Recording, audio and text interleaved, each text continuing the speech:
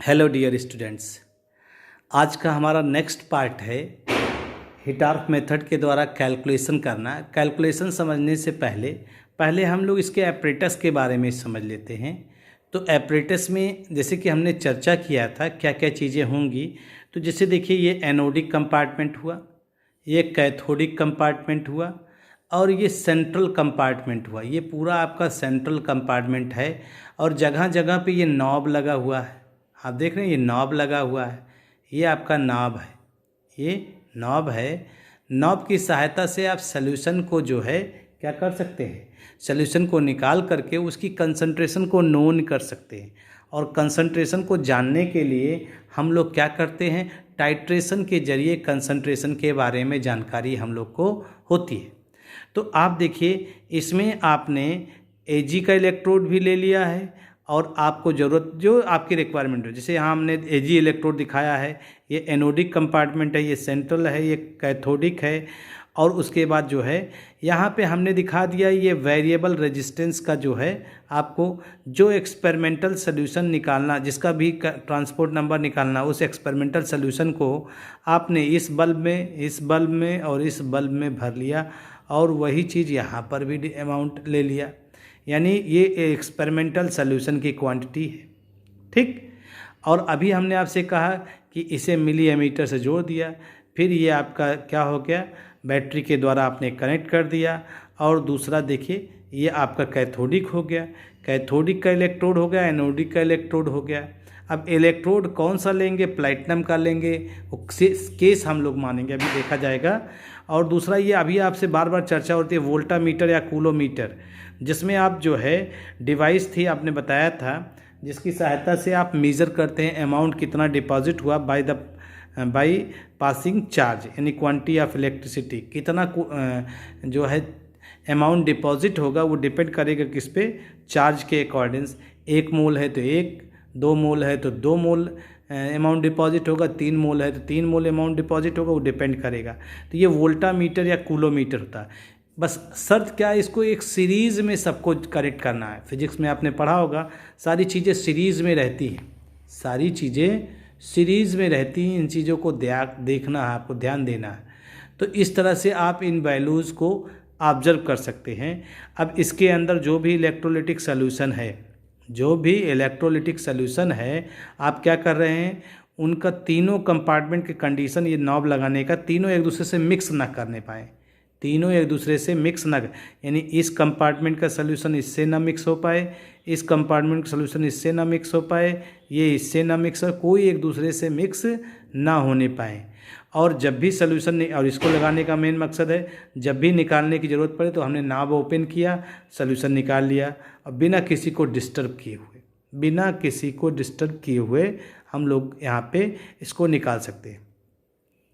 Anode और cathode इस बात पे डिपेंड करेगा कि हमें ट्रांसपोर्ट नंबर किसका निकालना है। Ag का अगर निकालना है तो Ag का एनोड लेंगे, कापर का अगर ट्रांसपोर्ट नंबर निकालना है तो कापर का लेंगे। हमें इलेक्ट्रोड जो एनोड का है वही चेंज करना, उसी का मेन है, ठीक है। और साथ ही साथ हम लोग लास्ट में सिल्वर या कापर वोल्टामीटर यूज कर लेते हैं। और उसमें क्या करते हैं, उसमें यही चीज़ देखते हैं कि जब भी यहाँ पे इलेक्ट्रोलिसिस हो रहा है तो उसमें जितना यहाँ पे एनोड और कैथोड में लॉस होगा कंपार्टमेंट में, उतना अमाउंट यहाँ पे Ag या कापर डिपॉजिट होगा। और उस अमाउंट को हम ग्राम इक्विवेलेंट में कन्वर्ट कर सकते हैं। तो ये आपका इंस्ट्रूमेंट है जिसकी सहायता से हम लोग यहाँ पे ऑब्जर्व करते हैं भाई, ठीक है। तो ये पूरा का पूरा जो है आपका डायग्राम है। और अगर आपको कंसंट्रेशन निकालना हो बिफोर इलेक्ट्रोलिसिस, जैसे आपको पता कैसे चलेगा, तो आपने क्या किया, जो भी सॉल्यूशन है आपने यहाँ पे निकाल लिया, उसका कंसंट्रेशन नोन हो गया। इलेक्ट्रोलिसिस के बाद आप फिर से टाइट्रेशन करेंगे और टाइट्रेशन करने के बाद आपको पता चल जाएगा अमाउंट में कितना चेंजेस हो रहा है, क्योंकि वॉल्यूमेट्रिक टाइट्रेशन आपने किया होगा। वॉल्यूमेट्रिक टाइट्रेशन के जरिए हम लोग जो है अमाउंट को पता कर सकते हैं, कितना अमाउंट डिपॉजिट हो रहा है, कितना अमाउंट जो है लिबरेट हो रहा है या डिपॉजिट हो रहा है, या दोनों इलेक्ट्रोड पे कितना डिस्चार्ज हो रहा है।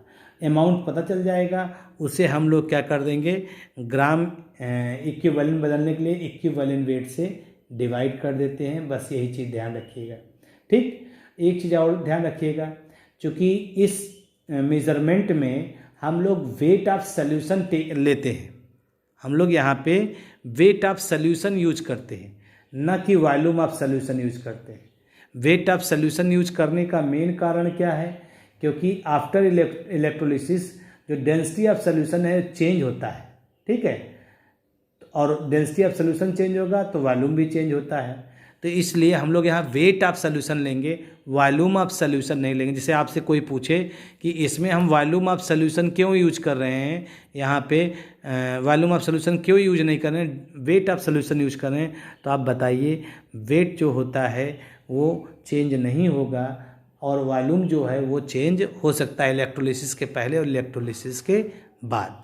ठीक भाई, तो ये चीज़ है आपका इंस्ट्रूमेंट के बारे में, जो आपका हिटॉर्फ मेथड का इंस्ट्रूमेंट है। आप चाहें तो इसे आराम से बना लीजिए, और बनाने के बाद जो है फिर अब कैलकुलेशन का जो वीडियो है हम उसको कैलकुलेशन के लिए अप्लाई करेंगे। हाँ, ये ध्यान रखिएगा, एनोड इस बात पे डिपेंड करेगा कि ट्रांसपोर्ट नंबर किसका लेना है। एजी का निकालना तो एजी का एनोड, और अगर कापर का निकालना तो कापर का एनोड हम लोग यूज करते हैं। और एनोड भी यहाँ पे दो तरह का होगा, एक अटैक्ड और एक अनअटैक्ड, मतलब एक रिएक्टिव होगा और एक एक्टिव होगा, एक अनरिएक्टिव होगा। सीधे सीधे आप ध्यान रखिएगा।